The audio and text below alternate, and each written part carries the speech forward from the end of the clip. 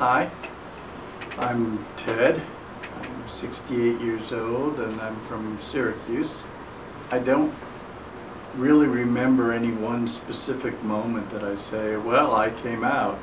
I grew up always kind of knowing there was something about homosexuality that really fascinated and intrigued me. I'd read in all the newspaper, any of those little gossip magazines that were in the back of the drugstore. One of my favorites was Coronet magazine. If you could read between the lines in that, you knew pretty much everybody in Hollywood who was gay, you know.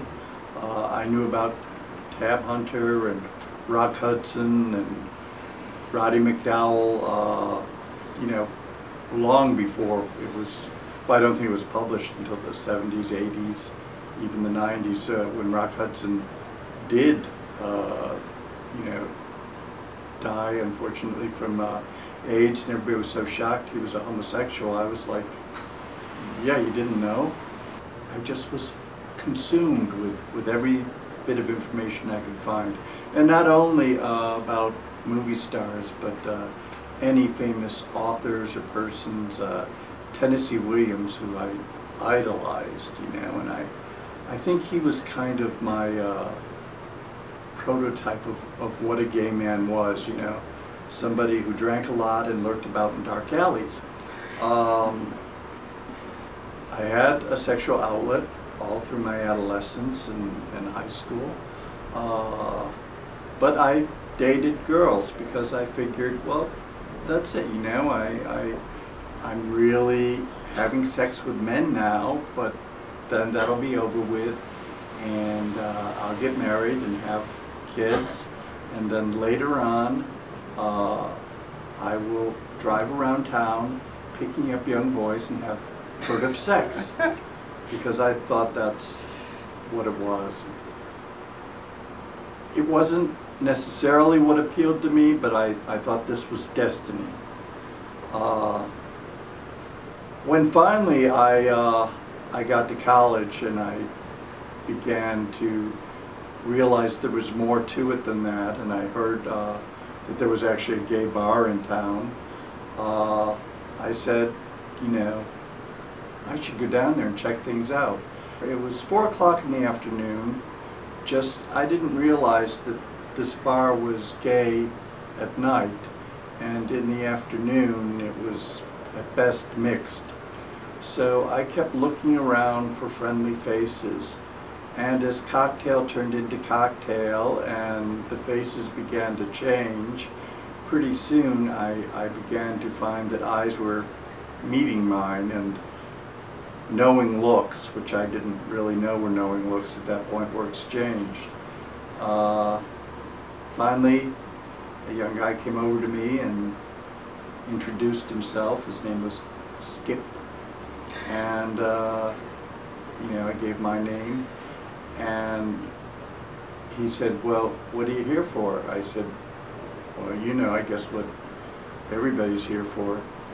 He said, well, you know, this is a gay bar. I said, yeah. And he said, well, is that what you want? And I said, yeah. And so we went out and had a furtive little affair, which is what I thought it was supposed to be, in the alley. So that began our little affair, which ended a couple hours later. And you know, but by then I kind of had an idea. This is great. This is much better than just, you know, what I did in high school. I was still dating girls, though, because I really figured the way to handle this was a double life, and got engaged to one. In the meantime, I pursued my career in theater, and shortly after graduation, appeared in what was my first lead in a play. The ex-boyfriend and I kind of flirted around a little bit, And on opening night, he came and gave me a kiss on the lips and said, "Good luck out there." And I went out and I did a good job. I was very proud of the performance I gave in that play. Bruce then invited me to it was the organizational meeting for a group that was forming of gays and lesbians on the campus of Syracuse University. I was kind of scared and kind of thrilled to go, because really the only place I'd met people was in the bar. And I thought this would probably be a good idea to get out and meet people who you know, just didn't sit around and drink and then go off to homes or hotels or back alleys or something.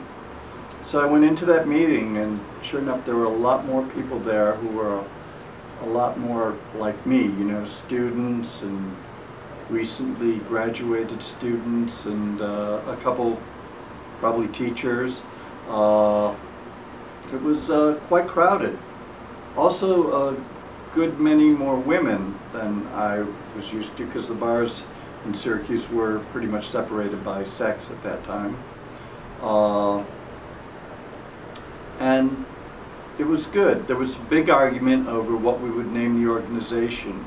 Would we try to ally it with the Gay Activists Alliance, which was very active in New York at that time, or with the Gay Liberation Front? And this went on back and forth, and nobody was getting anywhere. So finally, I raised my hand a little timidly and suggested we call it the Gay Freedom League, which seemed to encompass the principles that everybody was arguing for. And people kind of liked that suggestion, which pleased me a great deal. And they elected me chairperson, which I thought was amusing, but not something I could talk with my fiancée about. At that same time, or shortly after that, I was elected our marshal to the Christopher Street Liberation Day Committee. So I traveled down to New York and met the committee there. I was very impressed too, because wow, there are people really active in gay liberation. I had never thought about that kind of thing before. I traveled back to Syracuse thinking, wow, if I'm going to do this and I'm going to be our marshal, maybe I cannot go on living this double life. I called up my fiancée. I hadn't spoken to her in a couple weeks. I said, I want to talk to you. She said, I want to talk to you. So I headed out there, arranging to meet someone I was seeing, a guy named Ron, afterwards for moral support. I rang her doorbell. She lived with her parents. I rang her doorbell. She came to the door. I said, how are you? She looked at me. She said, how are you? Never mind, I know how you are and I want to break up. I was deflated. At the same time I thought, well, breaking the news was easier than I thought. It wasn't, of course. We talked and I made some apologies to her. I had never really meant to hurt her, and I really did care for her. My life was just taking me in a different direction. I thought we got things straightened out until I said, well, I'm going to be going now. I'm going downtown and meeting Ron. And she turned to me and said, oh, is that your boyfriend? I paraphrased the line that people often use. Well, he's a boy and he's my friend, so you can call him what you like. And I went downtown to the Gay Pride Parade, Christopher Street Liberation Day Parade, as I believe it was known in those days. And what an experience that was, because there were thousands of people. We were marching up 6th Avenue, I believe it was. It could have been Broadway too, I don't know. I didn't know New York as well as I do now at that time. And it was like we had to march I think in 4 across. It wasn't like that now. The street wasn't closed. There was traffic going up and down the street, and just a path for us to walk up. And people, curiosity seekers, looking on the side to, you know, who were these people? As we're calling out, you know, 2, 4, 6, 8, gay is just as good as straight. 2, 4, 6, 8, gay is twice as good as straight. It grew to. And hey, what do you say? Try it once, the other way. And any number of cheers that sometimes you still hear in the parade. So I went back, you know, to a changed life, you know, and got really very involved with the group. It became my circle of friends.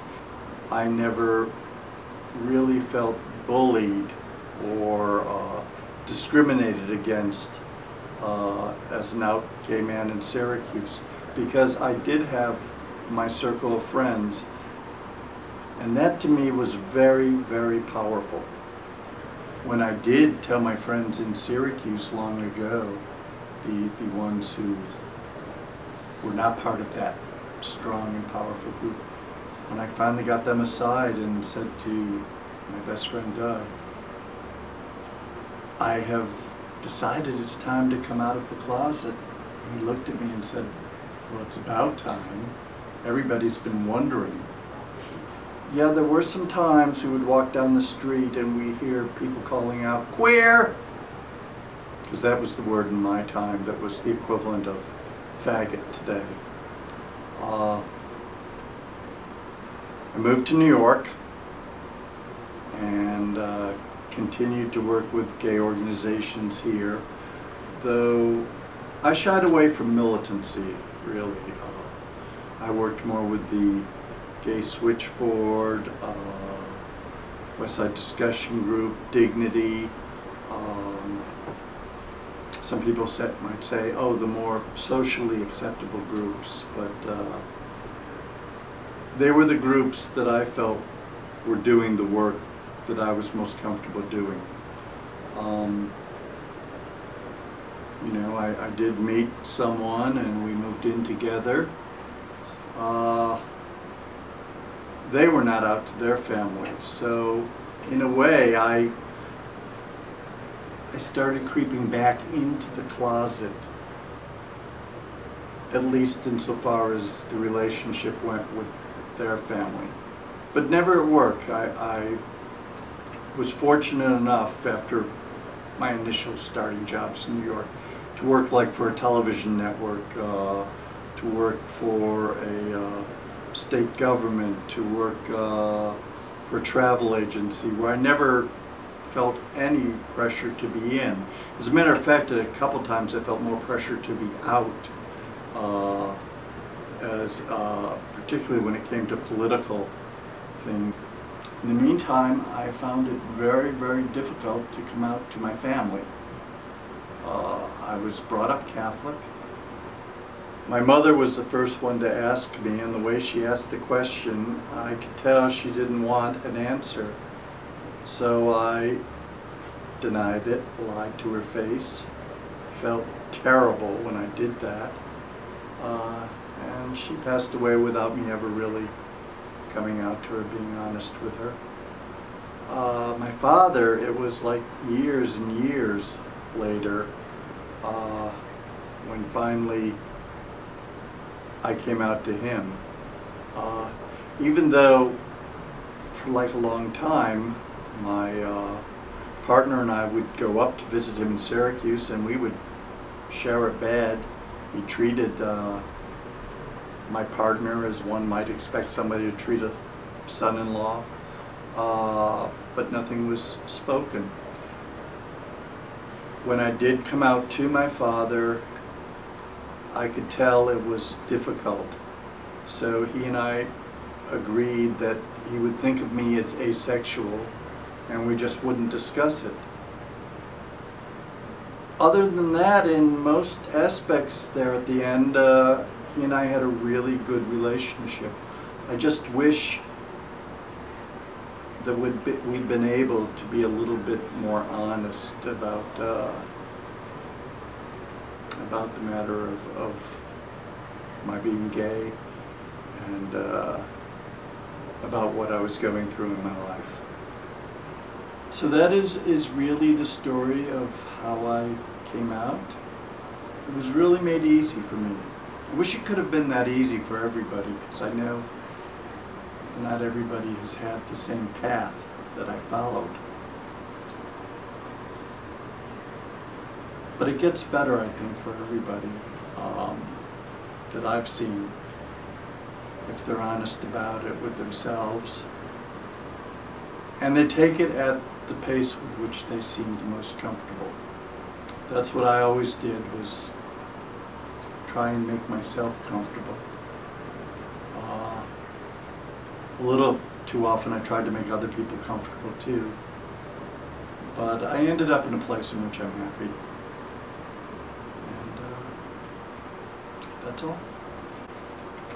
Nice. Thank you so much for sharing.